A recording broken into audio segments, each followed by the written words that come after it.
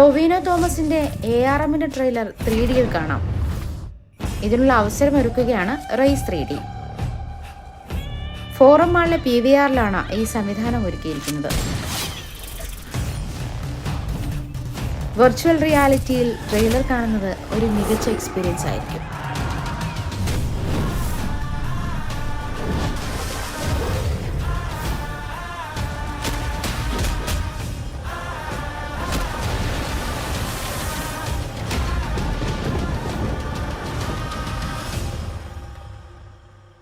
ഓന്റെ കഥയൊന്നും രാത്രി പറയാൻ കൊള്ളൂല മോളെ.